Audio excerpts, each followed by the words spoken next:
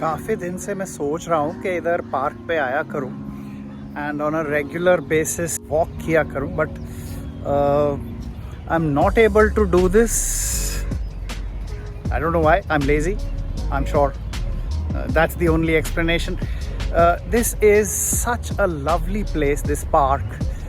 और इसमें आने की इच्छा भी होती है. जब यहाँ आता हूँ तो मुझे बहुत अच्छा लगता है. But then I don't do it. I get lazy every morning. You can actually see the backdrops here. ये बहुत खूबसूरत है. I'll just show you some of these backdrops and just have a look. This lake here. The entire environment बहुत अच्छा है ये. Being here seems to really cheer me up. It's such a lovely, beautiful experience, and yet I don't.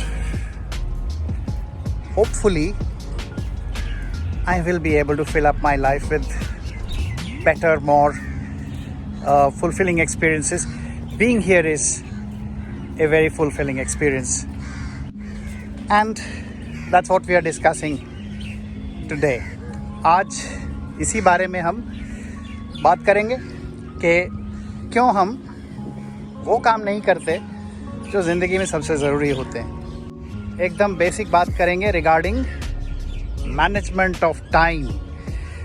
अभी क्या है कि काफ़ी दिनों से हम लोग एक बड़ा क्लटर्ड ज़िंदगी जी रहे हैं. ये वर्क फ्रॉम होम जब से आया है तो काम तो उतना ही है, शायद थोड़ा ऊपर नीचे होता रहता है, लेकिन इन स्पाइट ऑफ दैट काम जितना भी है, ज़िंदगी बहुत क्लटर्ड फिर भी फील होती है. एंड इसका रीज़न सिर्फ हमारे दिमाग के अंदर है, क्योंकि हम अपनी ज़िंदगी को ऐसे बहुत से काम से भर लेते हैं जो उसमें ज़रूरी नहीं होते हैं, और जो मोस्ट इम्पॉर्टेंट, जो सबसे ज़रूरी काम होते हैं, उनको हम उतनी तवज्जो नहीं देते, उतनी इम्पोर्टेंस नहीं देते जितनी देनी चाहिए.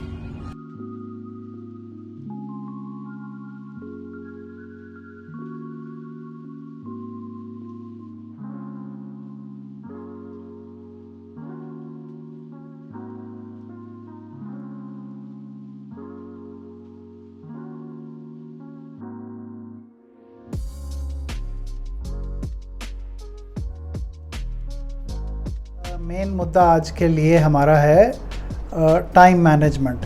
तो देखिए, जो ये लाइफ का क्लटर हम कहते हैं ना कि टाइम मैनेजमेंट नहीं हो पा रहा है, बहुत सारे काम आ जाते हैं. कभी हम किसी इम्पोर्टेंट काम में लगे होते हैं और कोई अर्जेंट काम आ जाता है और उस अर्जेंट काम में ही लगे रह जाते हैं और उसमें इम्पॉर्टेंट काम छूट जाते हैं. तो ये है टाइम मैनेजमेंट की मेन जो कठिनाई है, जो मुश्किल है, वो ये है. अब इससे कैसे पार पाना है, इसके बारे में हम बात कर लेते हैं.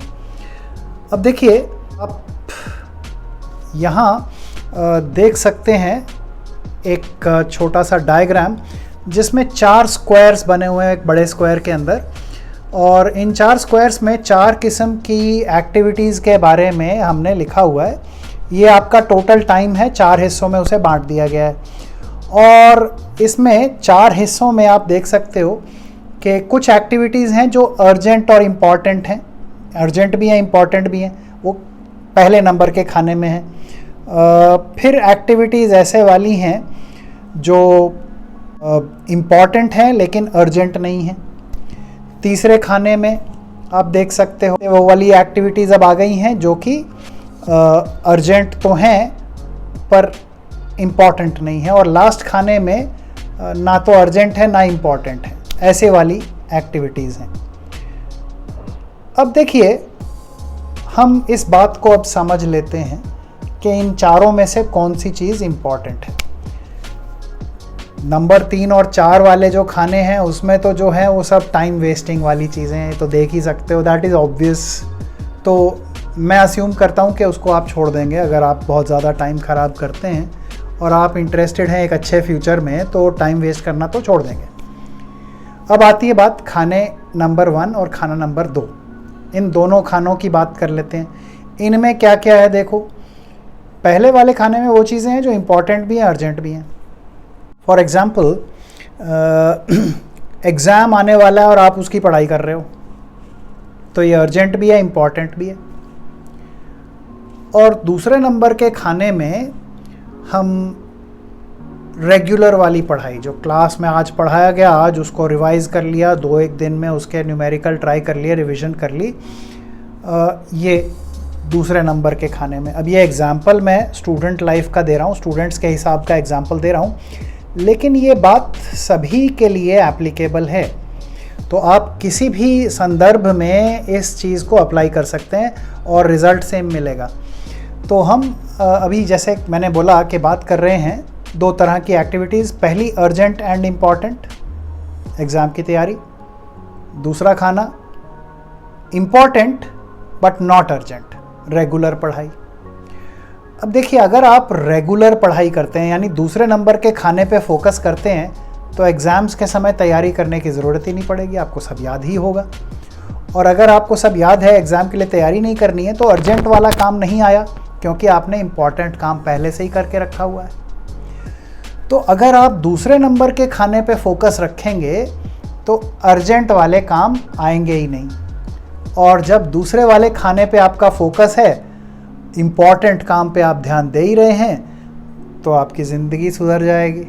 आप इम्पॉर्टेंट काम कर रहे हैं तो आपका भविष्य संवर जाएगा, और अर्जेंट वाले काम आएंगे ही नहीं, जिससे आप डिस्ट्रैक्ट हो जाते हैं, जिसकी वजह से आप इम्पॉर्टेंट चीज़ों को ध्यान नहीं दे पाते हैं, वो अपने आप ही कम हो जाएंगी। तो धीरे धीरे अपना फोकस दूसरे खाने वाली, दूसरे बॉक्स वाली एक्टिविटीज़ पर ले जाते जाइए, और आपकी टाइम मैनेजमेंट की डिफ़िकल्टीज़ अपने आप ही ख़त्म होती जाएंगी। तो ये मैं आप लोगों से सजेस्ट कर रहा हूँ कि आप ऐसा करें। क्या मैं खुद ऐसा करता हूँ?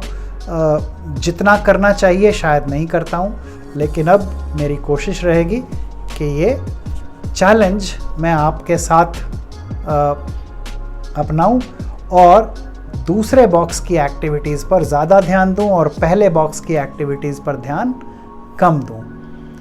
तो ये हमारा टाइम मैनेजमेंट के ऊपर आज का टिप है जो मैं आपको देना चाहता था।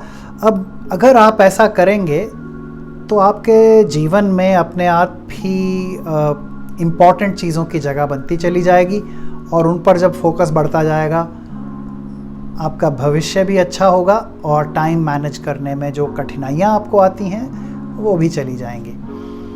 तो इसको फॉलो कीजिए। मैं भी आपके साथ ये चैलेंज एक्सेप्ट कर रहा हूँ कि मैं भी इसको करूँगा। I will live this challenge and we will all grow together. तो आज का दिन यहीं समाप्त होता है कि दिन एक और इंटरेस्टिंग आइडिया, एक और इंटरेस्टिंग कॉन्सेप्ट जिसको हम डिस्कस करेंगे। So I will try and upload as much as I possibly can.